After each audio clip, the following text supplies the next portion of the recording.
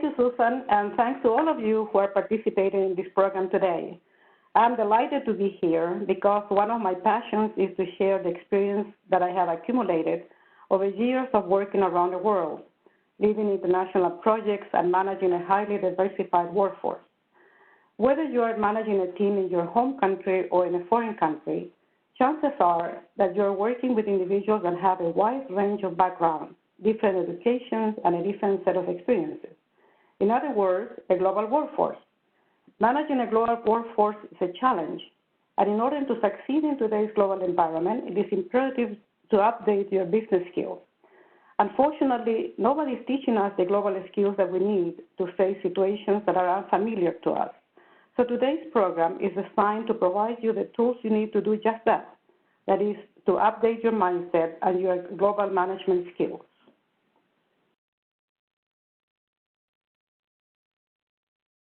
I'm trying to change the slide.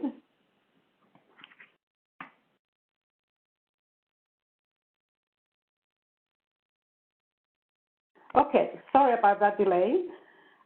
With that in mind then, today's objectives are first to better understand how the global market has changed. To be successful, we need to know why a large number of Western companies have been failing when entering foreign markets. In general, companies fail because their perception of the world is out of alignment with today's realities. So a second objective today is to provide insights into why your perception of the world may be out of alignment. Third, I will introduce a proven 5-step model that will help you break away from traditional business practices that are significantly inadequate to address the demands of today's realities. And finally, this program aims at providing you with facts and insights that will help you fine-tune your leadership and management skills so you face today's global market with confidence. Here are 5 real-life examples that illustrate some unexpected situations that I have personally encountered when working abroad. These are common situations that you may face as well. Managing virtual teams, for instance, is something that we have to pay more attention to. Dealing with individuals when confronting unfamiliar situations. Discovering the true human nature, which is very important to relate to people on a one-to-one basis. Handling kidnapping threats, which may happen, and dealing with closed societies. I'm invited to ask questions about these real-life examples later in the program. But before doing that, let me introduce myself a little bit and share how I built the confidence that I have today to travel and do business successfully in countries I have never been before, anywhere in the world. I grew up in a very international family with roots in Western and Eastern Europe, Latin America, and Asia. I was also a very, very curious person who took an early interest in learning about people, their behavior, and their way of thinking, regardless of their physical characteristics. I also enjoyed being challenged, so when I grew up, I chose engineering as my professional career and didn't stop until I got a doctorate degree. My first job was with Exxon, now ExxonMobil, and in part because of my ability to understand and manage people, I soon went into management. So my primary role throughout the years has been to lead and manage teams charged with some very challenging domestic and international projects. As a result, I have traveled to over 40 countries and have conducted a wide range of business in every continent except Antarctica. It is some of that experience which I will share with you today. We won't have enough time to cover all that is needed, but I will share with you a source that you can expand on the concept that we'll cover today. Speaking of confidence, when working and traveling abroad, it's very common to hear executives charged with opening new markets to say, I have never been to that country. They feel like they are going to Mars, all alone and without their normal support system. It is a fact that you act with confidence when you are in familiar territory. You know exactly what to do. And this is because you make use of information you have already stored in your brain. You don't need to think. But it's different when we are faced with unfamiliar situations. Lack of familiarity weakens our confidence. We become anxious and our brain stops working properly. The same happens to executive teams when considering expanding into a new market, particularly when the company realizes that the competition is already ahead of them. Many of you may have been in meetings where discussions get heated because everyone has a different opinion. Meetings break up without reaching any conclusion.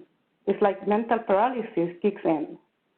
The problem is that at the end, lack of confidence sometimes results in overconfidence, as executives decide to just focus on what they know best and hope that it all will work out, which unfortunately seldom happens. There are plenty of examples in the literature that describe how well-established Western companies have managed to fail in foreign countries. Here are some examples of American companies that have learned important lessons when going overseas. Their mistakes and lessons learned are useful to companies all over the planet. So let's mention, for instance, that Walmart is a classic example of failure overseas. They failed not in one or two, but in 6 countries, one after another, while they persisted in pushing their U.S. business model before learning how to pay attention to and understand the markets they were trying to enter. Best Buy, Home Depot, and Caterpillar failed in China, and JCPenney failed in Chile. What was the common thread? It was their inability to open their minds and understand the local market before they jumped in. Now, we don't have time to discuss all of them, but let's take Home Depot as an example. They entered the Chinese market in 1996. To their credit, they observed the market for 2 years before opening their stores. Unfortunately, they were convinced that they knew what to do, and even though they took the time to observe the market before opening their business, it was only to gather data on the market size and the country's economic outlook. They totally failed to detect and learn about the preferences of Chinese families.